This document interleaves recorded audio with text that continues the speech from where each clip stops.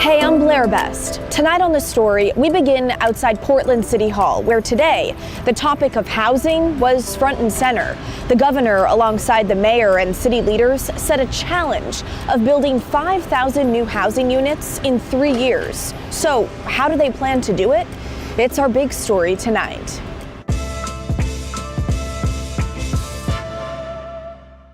I'm proud to stand with the governor today to push forward a simple but powerful idea. Both the mayor and I are impatient. We are impatient types because we see the urgency and we want to move forward with big and bold ideas when we have the opportunity.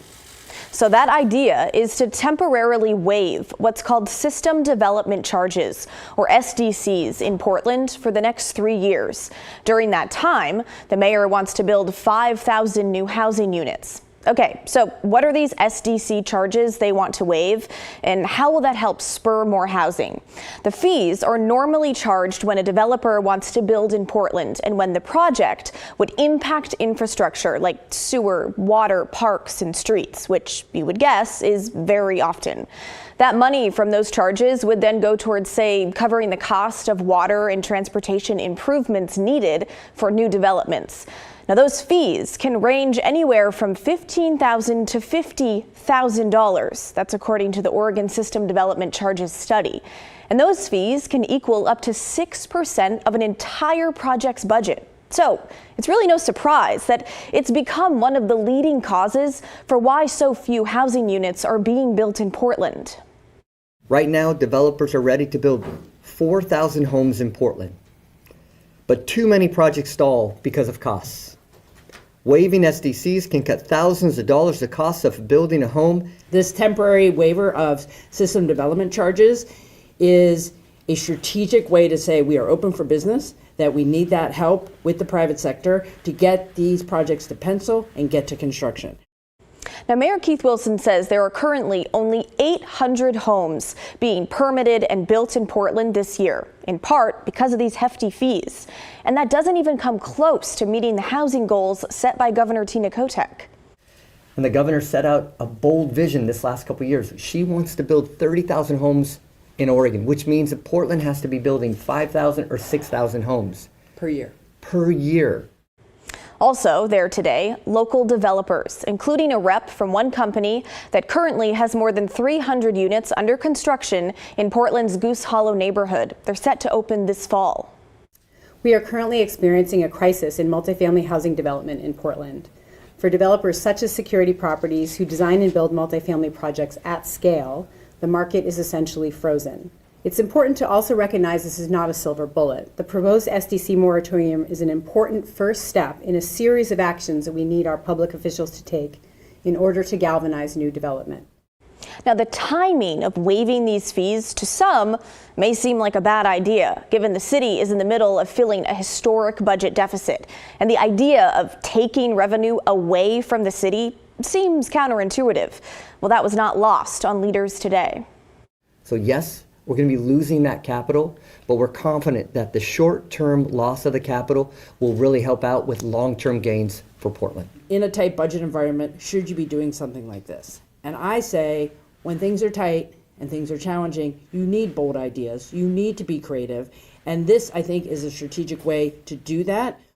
So again, they want to build 5,000 new units in about 3 years, still far below the governor's housing goals, by the way. And recent data shows there are nearly 15,000 homeless people in Multnomah County. So that begs the question, how many of these units will be considered quote unquote affordable? Turns out the mayor doesn't plan on having any new affordability requirements. However, we're told some developers are planning to include units available to moderate income households. So I just want to be clear, this isn't no affordability. It's using the existing affordability requirements that are on the books here in Portland and encouraging folks to include them in the projects that are ready to go today. But the other side of it is job activity. Portland has the lowest job creation rate in the nation. What we're doing with this is stimulating workforce development and more workforce and jobs. Now, I asked the mayor if these would all be new builds or if some of the empty office space downtown would be turned into housing. And here's what he said. That's a great question, and it's all the above. So it's for new permits for new housing, But waiving SDCs has a material benefit to start looking at these offices to convert to residential. If you want to take one of our towers downtown and convert it, it's all about the SDCs. And if you want to bring 250 units into one building, we're willing to waive those SDCs for office towers as well. Now, it's important to note, this is not final yet. Portland City Council still has to approve this idea, but the mayor is confident that they will. Councilors, including Jamie Dunphy from District 1 in East Portland and Council President Ilana Prittle-Guinea, were there today in support of the plan. This is about keeping Portlanders in Portland. Seniors need to be able to age in place. Families, students, and young workers need to be able to feel good about living in the city, building their careers, raising their families. This effort can be a win for labor, a win for families, and a win for our city. Okay, so talk to us. What are your thoughts about this strategy? I know we have some developers who watch the show, so what's going through your mind? And for the rest of us, are you feeling any deja vu of housing production announcements, wondering if there will actually be any real change? Let us know. Email the story at kgw.com or call and leave us a voicemail, 503-226-5090. Feeling relieved for now. I hope no one else shows up. I mean, you never know. Well, a family in Portland's Park Rose Heights neighborhood says they're relieved after the home next door was raided by police earlier this week. 13 squatters were removed from the Northeast Portland home. 9 were arrested. Inside, officers found a gun, ammunition, drugs, and stolen property. It's just been a big nuisance and definitely not the greatest people considering what I've seen. There's a man and a woman screaming and fighting all the time. Lots of drilling sounds and hammering constantly. John Adams is outside the home tonight. So John, you've been there all day. What are people telling you? Well, Blair, actually spoke to the next door neighbor, and they told me they're extremely relieved that the situation has been taken care of at this home on Northeast 102nd Street here in Portland. Now, they say they first started seeing people move into this home around 9 months to 12 months ago and described the time from then until now as a nightmare. Now, according to Portland police, multiple people took over the residence after the homeowner had to move for medical reasons. Police say the squatters have been involved in criminal activity, including drug dealing. They were also illegally charging other people to live on property. Another neighbor we spoke with says squatting has been an ongoing problem in the neighborhood. For now, neighbors say they're just glad the situation has been taken care of here at this home. Portland police have been able to contact the property owners, and the two have worked together to secure this property. Blair? All right, John, and unfortunately, situations like we're seeing right there are unfolding all across the city. John Adams in Northeast Portland for us tonight. Thank you. Now, we've also been following a bill this session that would address problems with removing squatters. It's House Bill 3522. It would change that process. Police won't usually remove people who claim they have a right to live there unless they're committing another crime, which they leave that up to the courts. Right now, that process, called ejectment, can take months. Lawmakers want to change it to a standard eviction process. That would mean anyone living somewhere they aren't supposed to would have 24 hours to leave. It's a problem so widespread in Oregon that several lawmakers said they've dealt with it themselves. This bill matters because it restores something that should never have been in question. The right of a homeowner or landlord to say, no, you can't live in or under my house or business if you were never invited in. You'll notice I said under because a few years ago, our dental clinic, which has a crawl space, we discovered it suddenly started getting colder in our office over the course of the winter and wondered why the heat wasn't working. And when we investigated more closely, we found squatters living under the business in the basement. They had taken the heating vents and turned them inward so they could heat the crawl space while we froze upstairs. Wow. Well, the House passed the bill unanimously last month, and you can see how quickly all their names turned green.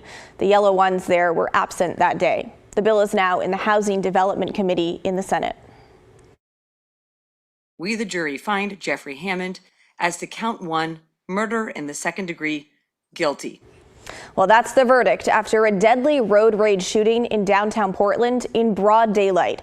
After a mistrial in December, a second jury found Jeffrey Hammond guilty on the two most serious charges.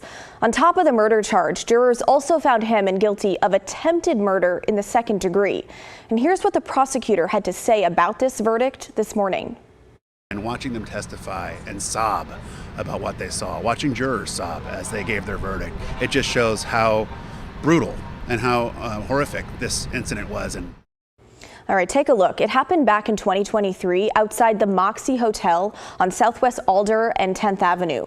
From inside his vehicle, Hammond shot and killed Ryan Martin, who got out of his truck and approached Hammond from across the intersection. After shooting Martin, Hammond shot Sam Gomez, who was recording the aftermath on his phone nearby. Hammond turned himself in immediately and argued that the shootings were in self-defense. But today, the jurors unanimously disagreed.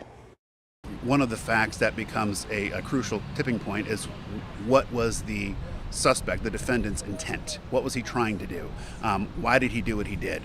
And sometimes we never know why, and Oregon law doesn't require every aspect of what he's thinking be explained. But as long as that element of intent is proven, that's what the jury needs. Hammond is scheduled to be sentenced in June.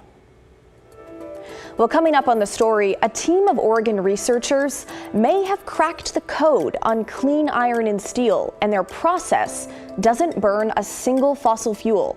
How they did it and what it could mean for the future of heavy industry here in the Northwest. That's when the story returns.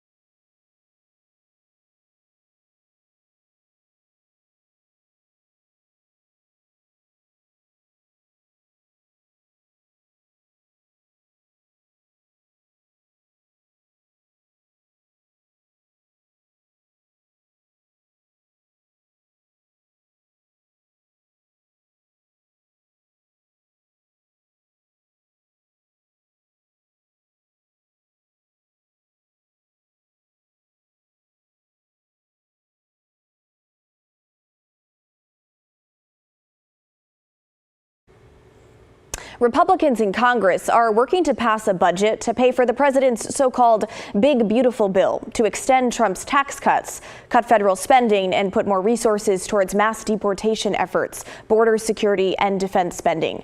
How will they pay for that? A big headline floating around for weeks now is spending cuts, specifically Medicaid. This weekend on Straight Talk, Stephanie Domerat hears from Oregon's sole Republican member of Congress, Cliff Bentz. Well, I can certainly tell you that the annual budget for Medicaid that the federal government pays is close to $600 billion.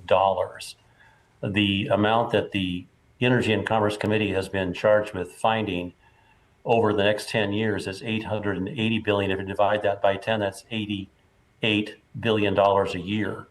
Now, that is not all going to come out of Medicaid. It absolutely is not. But if it did, and I'm not saying that it would, then remember you start with $600 billion. And if you took away 80, that would leave you 520 billion. So to say that it's going to be no longer a program would be simply incorrect. Roughly 1/3 of Oregonians are enrolled in the Oregon Health Plan, which is subsidized by Medicaid. That includes half of the state's children as well. Stephanie pressed the congressman to try and learn where those potential Medicaid cuts stand right now. My understanding is from my committee that there will not be any amount less than that which we are spending this year spent in future years on Medicaid. And so people that are running around with their hair on fire scaring people, and that's many of my co-Democrats in my federal delegation, need to stop. The point here is that we haven't decided yet what we're going to do, but it's not going to be the destruction of the program. The Medicaid is a good program. It needs to be protected.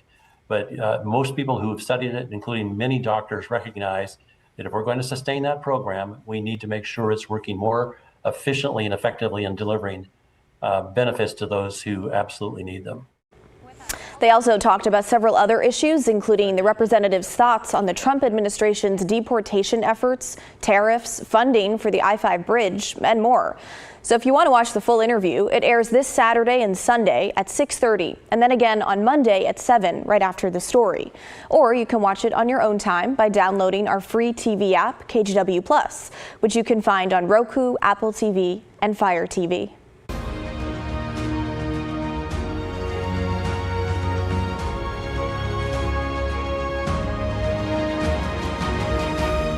There's a lot of things today that we need to make with cleaner resources. And so it's just fundamentally interesting to us to find reactions that we can drive using clean electric power. Well, researchers at the University of Oregon are working on a new, greener way to make iron, and it could change the way steel is produced around the world. Traditional methods rely on coal-powered blast furnaces, but the UO team uses electrochemistry to turn salt water, something the Northwest has a lot of, and iron oxide into pure iron with no fossil fuels required. Iron and steel are everywhere you look, buildings, vehicles, bridges. But the traditional process of making the iron used to make steel accounts for roughly 11% of global carbon emissions. And scientists say finding a cleaner way to make it could have an impact similar to converting every gas vehicle to electric. In their initial breakthrough last year, the team proved the process could work in a lab. Here's Andrew Goldman on how they did it. We actually use essentially a powder that we suspend in a liquid. And so most other electrochemical systems use dissolved species. You think about, you put a sugar cube in your coffee, you stir it around, and you could run it through a strainer, and you're not going to get any sugar out because it's totally dissolved. Whereas if you think about, if you have a cup of coffee and you put a spoonful of sand, you could stir it around and the sand will be, suspended, but if you come back in 5 minutes, the sand is all going to be at the bottom of your coffee cup. And so that's kind of like what we're doing. We're using it's much smaller than sand, but we are using particles that don't dissolve. But they did run into a problem. The larger they scaled this experiment, the more those particles settled in irregular ways, which is not great for making iron and steel. So there was a long way to go to bring the research to the industry. But now the team has answered a critical question. Can this new, greener process work using the kinds of raw iron ore that exists in the real world and not just special lab materials? The short answer, yes. And the researchers found that the type of iron material matters a lot. In fact, they found one kind that works more efficiently and cost effectively. And that insight could help make their process more competitive with traditional methods. And that determines whether or not a plant built on the tech could turn a profit.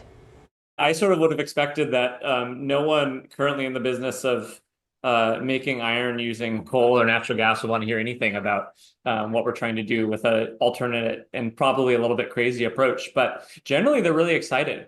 I think the writing is on the wall to a lot of people that there's demand for materials that are made in a clean way or materials that are made without emitting carbon dioxide. And it's not just global emissions that could benefit. The UO team is partnering with civil engineers at Oregon State University, ducks and beavers together, to explore how their process might fit into the Northwest's own infrastructure and manufacturing future. There's a huge amount of unused capacity in the Northwest right now of shuttered aluminum plants that have all the right grid connections, all the right resources that you would need to make iron at those plants. And then you'd be doing it at a lower temperature and with less emissions coming from the plants. The team recently filed to patent their process and are developing new prototypes. Now, the lab is working with industry partners to build out the new generation of green iron-making reactors. Their hope is to someday scale the process up into entire plants that are clean, efficient, and fossil fuel-free. If successful, the new approach could shift how the world thinks about heavy industry and give the Pacific Northwest a seat at the table in shaping a greener future. The UO team recently received over $700,000 in federal funding to continue their work. They're now focused on making the process work with more common, lower quality iron ore, the kind that's easier to find, but harder to process into usable iron and steel. Well, coming up next on The Story, we'll share some of your thoughts on Oregon's Death with Dignity program, which allows terminally ill patients to end their lives on their own terms. Many of you shared experiences that your loved ones went through, and we'll share a few of them when The Story returns.